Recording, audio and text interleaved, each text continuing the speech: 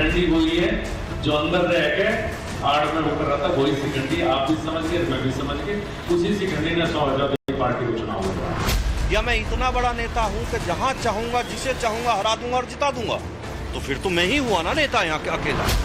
24 की विजय पराजय के कारणों और गंभीर विश्लेषणों के बीच कौन शिखंडी, कौन जयचंद और कौन नारद, गूढ़ मंथन और चिंतन अब इस बात पर हो रहा है।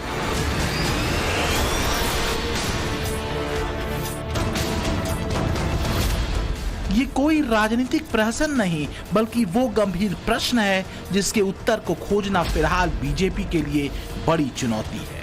और प्रश्न का सार यही है, कहां किसने गणित बिगाड़ दिया, किसने जयचंदी खेल कर दिया। मेरा पानी उतरता देख किनारे पर घर मत बना लेना, मैं समंदर हूं, लौट के जरूर आऊंगा। पत्थरों पे सर पटकने से क्या मिलता है, एक समंदर को बिलखने से भला क्या फायदा होगा। मुजफ्फरनगर में सांसदी का चुनाव हारे संजीव बालियान बिफरे हुए हैं। संकेतों में संधान संगीत सोम पर कर रहे हैं। दोनों आमने सामने हैं। जयचंद और शिखंडी की संज्ञाएं इन्हीं दोनों के वाकयुद्ध में गूंजी हैं। संजीव बालियान को लगता है कि उनकी हार की पटकथा संगीत सोम ने लिखी, तो संगीत सोम कहते हैं सरधना में जितवाना उनकी जिम्मेदारी थी, बाकी जगहों पर वो हारे, समीक्षा उसकी होनी चाहिए। हाँ, मैं उम्मीद करता हूँ कि कार्रवाई होनी चाहिए थी और आगे भी उम्मीद रखूंगा अपनी पार्टी से कि जो बिल्कुल खुले तौर पर जिन्होंने समाजवादी पार्टी का चुनाव लड़ा है और यहाँ बड़ी पोजीशन लिए हुए हैं और सरकारी सुविधाएं भी ले रहे हैं, तो कृपया करके पार्टी, मेरा निवेदन रहेगा, पार्टी इस पर शायद ध्यान देगी और कार्रवाई निश्चित। संजीव बालियान जी का भी सम्मान करता हूँ। उन्होंने ऐसा अगर बोला है कि मेरी वजह से हारे, तो मेरी समझ में नहीं आता ऐसा क्यों बोला है, क्योंकि मेरी जिम्मेदारी मेरे पार्टी संगठन ने, मेरे पार्टी नेतृत्व ने और खुद संजीव बालियान जी ने केवल सरधना तक मुझे सीमित किया था और सरधना पार्टी नहीं हारी है, बराबर रही है। वैसे संजीव बालियान की चोट गहरी है। पूर्व केंद्रीय मंत्री और 2 बार के मुजफ्फरनगर से सांसद संजीव बालियान 24 के चुनाव में समाजवादी पार्टी के हरेंद्र मलिक से 24,672 वोट से हार गए। और इसी के बाद चुनावी नतीजों का विश्लेषण शुरू हो गया। सबसे पहले संजीव बालियान सामने आए और प्रेस कॉन्फ्रेंस कर शिखंडी का जिक्र किया और कहा संकेत ही काफी है। इसके फौरन बाद संगीत सोम ने मेरठ में मीडिया को बुलाया और खुद की पवित्रता बताते दोषारोपण उल्टे संजीव बालियान पर कर दिया। शायद मेरी कुछ कमी होगी कि जयचंद और विभीषण जनता के बीच में जाकर उन्हें जनता को कन्विंस कर पाए, इसमें भी मैं अपनी कमी मानूंगा। अगर मेरा काम बेहतर हो सकता है मेरे काम में, मेरे व्यवहार में कहीं कमी रही होगी, जब भी तो किसी आम जनता को कोई कन्विंस कर पाए, तो मैं इसमें अपनी कमी मानूंगा। जो जयचंद है उनको रहने दो, विभीषण है उन्हें पार्टी अपने आप देखेगी। चूंकि माननीय बालियान जी का थोड़ा आना जाना कम रहा लोगों में, विकास कार्य उन्होंने, मुझे तो नहीं लगा सरधना विधानसभा में कहीं कोई काम कराया है, मुझे तो नहीं दिखता। सरधना विधानसभा में तो काम भी नहीं कराया और सरधना विधानसभा में लोगों पे मुकदमे भी बहुत कराए, उन्होंने जेल भी भिजवाया। लेकिन उसके बावजूद भी हमने लोगों को समझा के मैनेज करके, मन का मतलब बालियान जी का नहीं, मतलब कमल के फूल का है, हमने पार्टी को नहीं हारने दिया। हमारी जिम्मेदारी यही है। संजीव बालियान और संगीत सोम के बीच की किचकिच कहां जाकर रुकेगी, इसका इंतजार तो करना पड़ेगा। पर यह बताने की जरूरत नहीं कि दोनों के बीच की लड़ाई ने बीजेपी का बेड़ा गर्क तो कर ही दिया। संजीव बालियान इलेक्शन हार गए तो इसका एक बड़ा फैक्टर ठाकुर वोटों का बीजेपी से दूर हो जाना भी है। ठाकुर 24 में उनके खिलाफ पंचायत हुई। चुनाव से पहले संगीत सोम के दबदबे वाली सरधना में संजीव बालियान की कार पर अटैक भी हुआ और जब नतीजे आए तो क्लियर हो गया कि जिस ठाकुर 24 में उनका जबरदस्त विरोध हुआ, वहां उन्हें पहले के मुकाबले बहुत कम वोट मिले। अंदाजा इसी से लगा सकते हैं कि 24 गांव में से 6 गांव में समाजवादी पार्टी का कैंडिडेट आगे रहा और कुछ गांव में क्लोज फाइट रही। जिस सरधना को संगीत सोम का इलाका कहा जाता है, वहां संजीव बालियान को 80,781 वोट मिले, जबकि समाजवादी पार्टी के हरेंद्र मलिक को 80,826। संगीत सोम के गांव आलमगीरपुर, फरीदपुर में समाजवादी पार्टी के खाते में 153 वोट आए तो संजीव बालियान को 148 वोट मिले। बुढ़ाना में हरेंद्र मलिक को 1,16,151 वोट मिले तो संजीव बालियान को 1,75,000 वोट मिले, यानी यहां भी संजीव बालियान पीछे रह गए। चरथावल विधानसभा में समाजवादी पार्टी के हरेंद्र मलिक को 95,766 और बालियान को 82,085 वोट मिले। खतौली में संजीव बालियान को 83,473 वोट मिले जबकि हरेंद्र मलिक को 80,451 वोट। मुजफ्फरनगर सदर में संजीव बालियान के खाते में 97,401 वोट पड़े तो वहीं हरेंद्र मलिक को 96,600 वोट मिले। मतलब ये कि सिर्फ खतौली और मुजफ्फरनगर सदर में ही बीजेपी को लीड मिली, बाकी की सभी सीटों में हार मिली। यही वजह है कि संगीत सोम कह रहे हैं कि संजीव बालियान को अपने 10 साल के कार्यकाल पर आत्ममंथन करना चाहिए, बजाय इसके कि पब्लिक फोरम में किसी को टारगेट किया जाए। अगर वे भारतीय जनता पार्टी के कार्यकर्ता हैं तो इतना तो उन्हें सिस्टम पता होना चाहिए कि भारतीय जनता पार्टी का कार्यकर्ता कभी भी अपनी बात मीडिया के जरिए नहीं रखता, अपनी बात पार्टी प्लेटफॉर्म पर रखता है और वही एक तरीका है, वही उन्हें भी अपनाना चाहिए था, मुझे ऐसा लगता है। लेकिन बात सिर्फ मुजफ्फरपुर की नहीं है, समीक्षा तो हर हारी हुई सीट की होगी, खासकर उन सीटों पर और बारीकी से इनपुट लिया जाएगा जहां जीत को लेकर बीजेपी पूरी तरह आश्वस्त थी। इस सब के बीच चुनाव नतीजों पर यूपी बीजेपी में हो रहे मंथन में अब तक अवध, कानपुर और बुंदेलखंड क्षेत्रों के हारे हुए उम्मीदवारों से चर्चा हुई है। इन प्रत्याशियों ने बंद लिफाफे में अपनी रिपोर्ट सौंपी है। सूत्रों के मुताबिक इन उम्मीदवारों ने हार के जो कारण गिनाए हैं उनमें पहला भितरघात, दूसरा विपक्ष का संविधान बदलने वाला फेक नैरेटिव, तीसरा अफसरों का असहयोग और चौथा पार्टी विधायकों का असहयोग मुख्य कारण गिनाया गया है। इन वजहों की रत्ती भर भी सच्चाई बीजेपी को फौरन और सख्त एक्शन लेने पर बाध्य कर सकती है।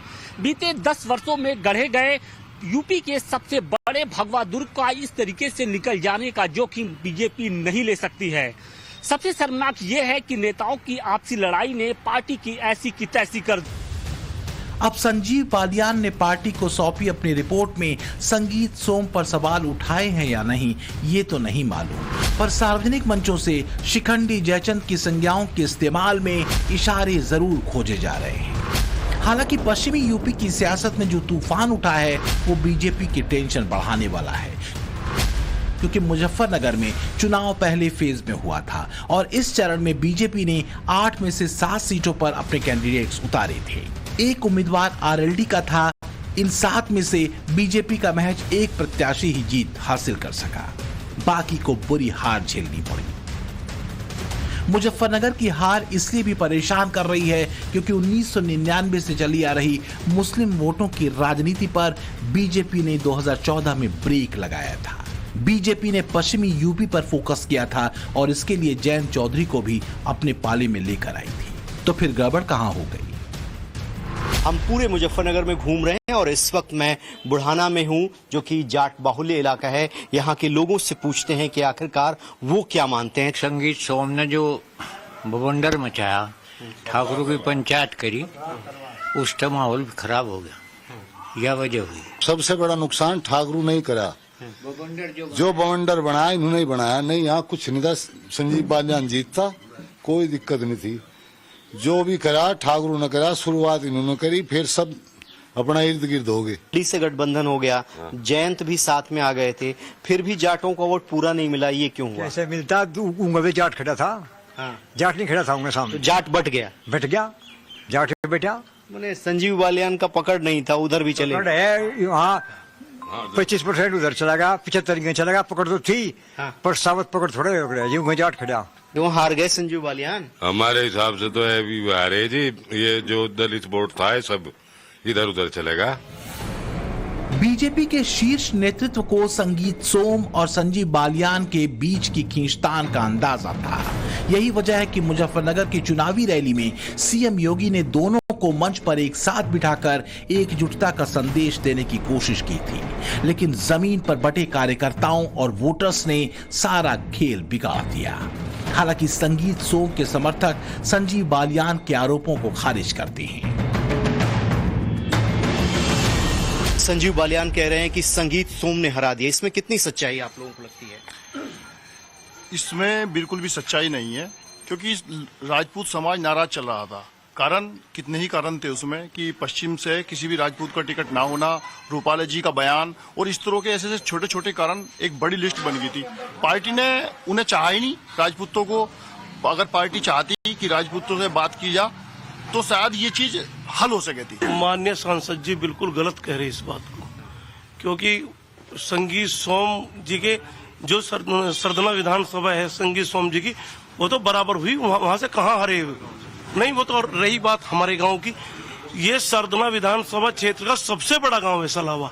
इस पूरे गांव में कहीं बता दो सांसद जी का कोई पत्थर लगा हुआ हो, सांसद जी ने कोई सड़क बनवाई हो, सांसद जी ने कोई रास्ता बनवाया हो, तो इसमें विधायक जी का क्या फॉल्ट? लेकिन बीजेपी एक्शन में है। भीतरघात का शोर गंभीर है, क्योंकि इसका नुकसान सीधे बीजेपी के ट्रैक रिकॉर्ड और स्टार चेहरों पर पड़ा है। और लोकसभा चुनाव में मिला झटका 3 साल बाद होने वाले यूपी विधानसभा चुनाव पर भी असर डाल सकता है। विकास और लाभार्थी वोट बैंक को देखते हुए मोदी और योगी दोनों ही उत्तर प्रदेश को लेकर आश्वस्त थे। लेकिन अगर देखें तो 80 में से सिर्फ 33 सीटें ही झोली में आईं, तो साख दांव पर लगी मोदी और योगी की और भद्द पिटी पूरी पार्टी की। और इसलिए कौन कौन कहां बीजेपी के लिए यूपी में शिखंडी और जयचंद साबित हुआ, अब खोज उसकी भी शुरू हो चुकी है। इसकी शुरुआत बीजेपी ने टास्क फोर्स के गठन के साथ कर दी है।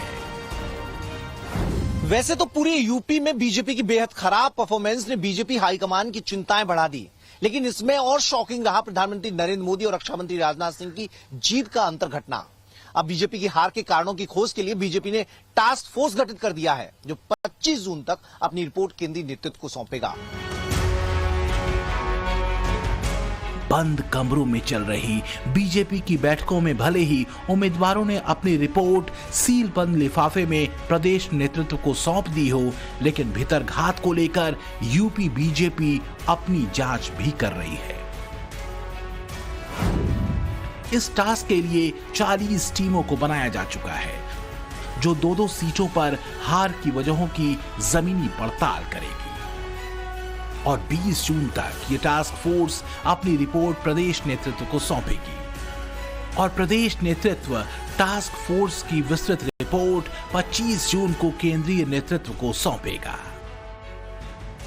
ये बात अभी भी बीजेपी हाईकमान के गले के नीचे नहीं उतर रही कि शानदार काम, मोदी योगी के तौर पर दमदार चेहरे और राम लहर होने के बावजूद यूपी में पार्टी की हालत इतनी खराब कैसे हो गई कि बीजेपी का वोट शेयर 41.37% रह गया, जबकि समाजवादी पार्टी को 33.59% वोट मिल गए।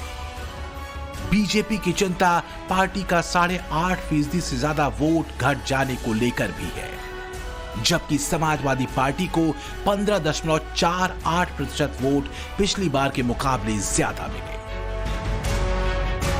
तो बात सिर्फ मुजफ्फरनगर सीट पर संजीव बालियान की हुई हार की नहीं है। माना जा रहा है कि विश्वासघात कई और सीटों पर भी हुआ है।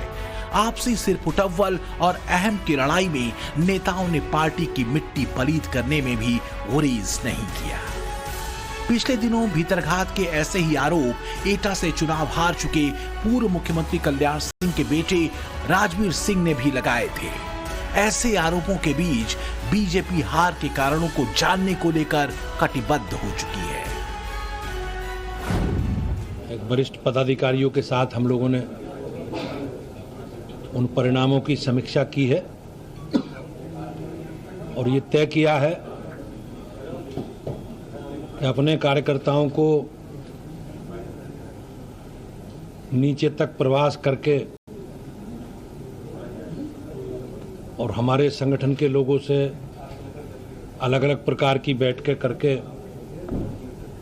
उन सब विषयों की सूचनाएं, जानकारी एकत्रित करना है जिनके कारण राजनीतिक परिणाम हमारे पक्ष में नहीं आए।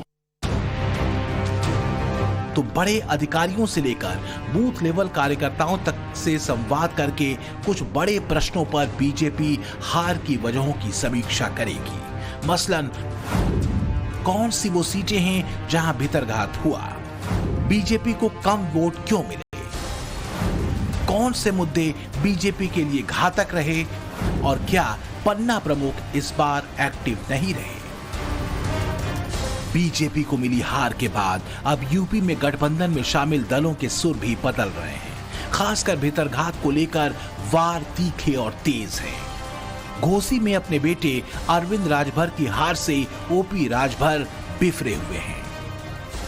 ऐसे लोगों को भी सबक सिखाने की जरूरत है कि आप बोलना सीखो, तब इनको समझ में आएगा।